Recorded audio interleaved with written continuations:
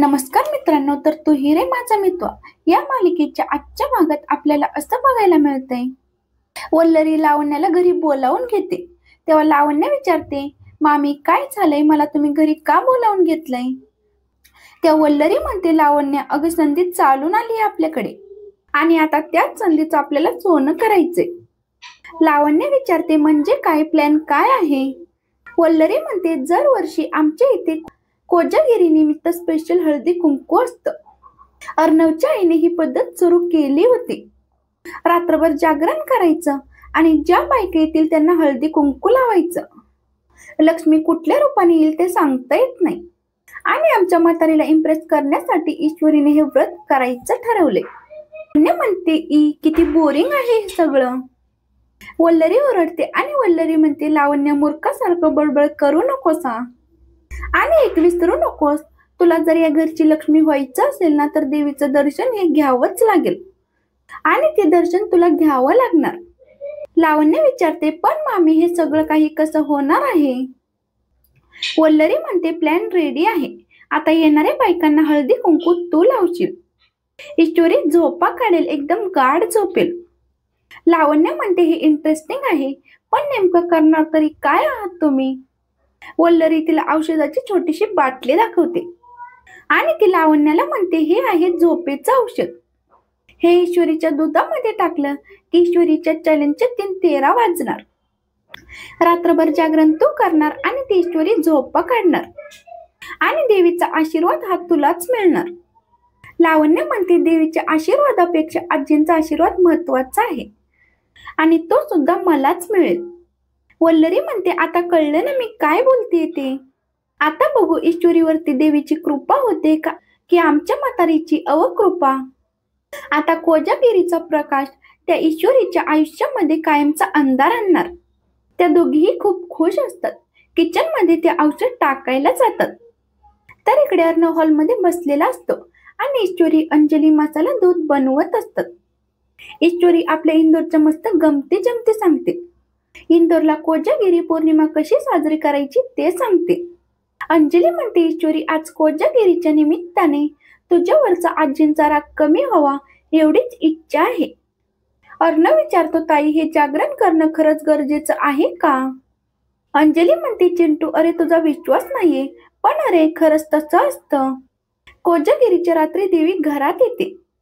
ती बघते की आपल्या स्वागतासाठी कोण कोण जागा आहे आणि जी व्यक्ती जागरण करते त्या व्यक्तीवरती देवीची कृपा होते. ईश्वरीने शब्द दिलाय आजीला, आज जागरण करणार आहे ती. अंजली ईश्वरीला विचारते, ईश्वरी तुला जमेल ना नक्की? ईश्वरी म्हणते, ताई बिलकुल काळजी करू नका, मला नक्की जमेल. तेवढ्यात तिथे राकेश येतो. राकेशने हे सगळं काही बोलणं ऐकलेलं असतं. राकेश मनात म्हणतो, वा छान सण आहे कोजागिरी पौर्णिमा. आता आज रात्री कोजागिरी पौर्णिमेनिमित्त देवी घरात येणार आणि कोण जागा आहे तिच्या स्वागतासाठी हे सगळीकडे शोधत फिरणार. पण आज देवी आली नाही आणि माझ्यासारखा दानव आला तर? अर्णव काम करत असतो आणि त्याला लॅपटॉप मध्ये मागे राकेश उभा आहे आणि तो ईश्वरीकडे बघतोय हे दिसतं. अर्णवला कळतं की राकेशच्या मनात आज रात्री काहीतरी करायचं आहे. तर रात्री कोजागिरी पौर्णिमेनिमित्त सगळेजण बाहेर बसलेले असतात. सगळ्यांच्या छान गप्पा चालू असतात. ईश्वरी सगळ्यांसाठी पेढे घेऊन येते. ईश्वरी म्हणते, मसाला दूध घेण्याआधी सगळ्यांनी तोंड गोड करा. राकेश एक पेढा घेतो आणि घाणेरड्या नजरेने ईश्वरीकडे बघून म्हणतो, वा ईश्वरी एकदम छान. अंजली ईश्वरीचं कौतुक करते. अंजली म्हणते, आजी आज मला ईश्वरीने काहीच करू दिलं नाही, प्रत्येक गोष्ट तिनेच केली. आजी तोंड वाकडं करतात. तर वल्लरी म्हणते, हे सगळं तिने केलंय की मनापासून नाही केलंय यावरती अवलंबून नाहीये सगळं. आज देवीचा आशीर्वाद मिळतोय की नाही यावर अवलंबून आहे. ईश्वरी म्हणते, मामी तुम्ही काहीच काळजी करू नका, मी करीन जागरण. अर्णव तिथे येतो. अर्णव म्हणतो, कुठे आहे कोजागिरी स्पेशल मिल्क? आता मी मिल्क पिणार आणि लगेच झोपायला जाणार. आकाश म्हणतो, ईश्वरी ते मसाला दूध घेऊन ये ना. अंजली म्हणते, ते नंतर, आधी नवीन जोडप्याने पाण्यामध्ये चंद्र बघायचा आणि मग त्यानंतरच सगळ्यांना मसाला दूध मिळणार. अर्णव विचारतो, ताई ही पण प्रथा आहे का? अर्णव म्हणतो हो. तेव्हा अंजली म्हणते जा चला आता पाण्यामध्ये चंद्र बघा. ईश्वरी अर्णव दोघेही पाण्यामध्ये चंद्र बघायला पुढे वागतात. अर्णव ईश्वरीच्या खांद्यावर हात ठेवतो.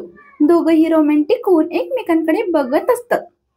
चंद्र आकाशात काही दिसत नसतो. अर्णव म्हणतो दिसला चंद्र. तेव्हा ईश्वरी विचारते कुठे. अर्णव म्हणतो तो काय माझ्या शेजारीच आहे. ईश्वरी लाजत असते.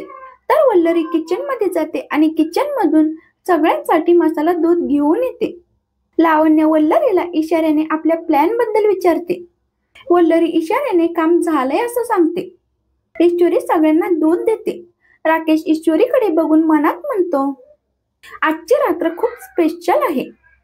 खरं तर आज हे दूध नाही तर दारूची बाटली हवी होती. पण ठीक आहे, ईश्वरी मिठीत असल्यानंतर मसाला दूध पण चढेलच आपोआप. तर ईश्वरी सगळ्यांना दुधाचा ग्लास देते. ईश्वरीसाठी दुधाचा ग्लास नसतो. अंजली म्हणते ईश्वरी तुझ्यासाठी ग्लास नाहीये, मी पटकन तुझ्यासाठी दुधाचा ग्लास घेऊन येते. वल्लरी तिला थांबवते. वल्लरी म्हणते नको नको थांब ना. अगं तसं पण मला दूध नकोय. मला ना रात्रीचं दूध पचत नाही. ईश्वरी तू हा दुधाचा ग्लास घे. सगळे मसाला दूध पितात आणि ईश्वरी सुद्धा ते दूध पिते.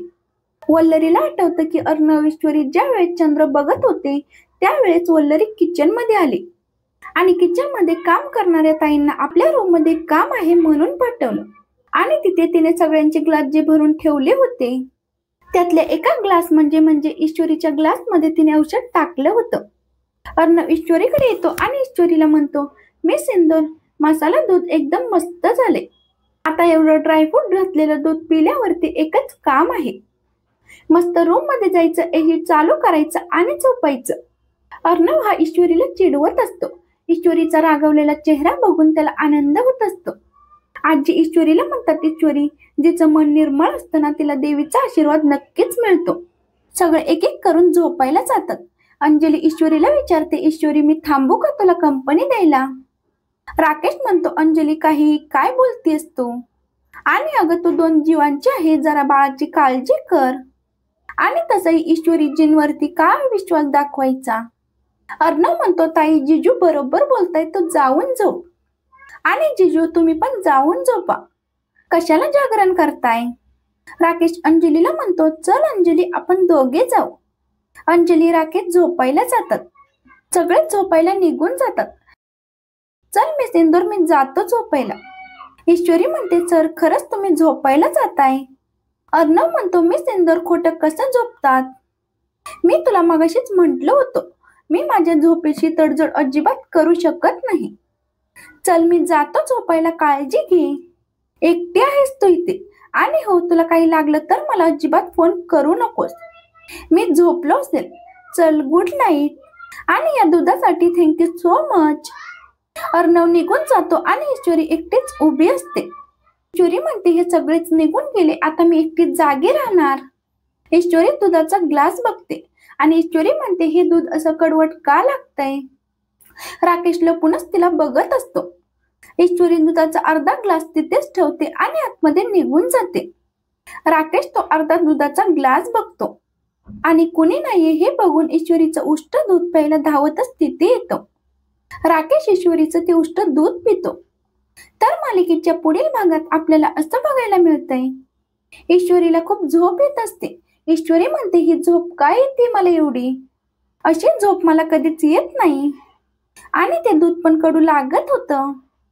ईश्वरी जे सगळ्यांसाठी दूध केलं होतं ते चाकून बघते आणि म्हणते म्हणजे हे दूध कडू नाहीये आणि ते दूध कडू होतं, म्हणजे नक्कीच काहीतरी मिसळलं असेल. वल्लरी लावण्य लांबूनच तिला बघत असतात. तर ईश्वरीला खूप झोप येत असते आणि अर्णव तिच्याकडे येतो. अर्णव ईश्वरीची झोपमोड करण्यासाठी तिच्यासोबत डान्स करतो. लावण्य वल्लरी त्या दोघांना लांबून बघत असतात. अर्णव ईश्वरीला काही झोपू देत नाही आणि थोड्या वेळाने ईश्वरी आतमध्ये येते. लावण्य म्हणते तू काही जरी केलंस ना तरी देवीचा आशीर्वाद हा मलाच मिळणार. ईश्वरी म्हणते देवीचा आशीर्वाद हा मलाच मिळणार, कारण माझ्या सासूबाईंनी ही प्रथा चालू केली होती. तू काही जरी केलंस ना तरी पण मी जागी राहणार आणि देवी मला आशीर्वाद देणार. ईश्वरी जागी राहते आणि अर्णव तिला साथ देतो आणि तिला देवीचा आशीर्वाद मिळतो. अशाच मालिकेंचे पुढील अपडेट पाहण्यासाठी आपल्या चॅनलला नक्की सबस्क्राईब करा. धन्यवाद.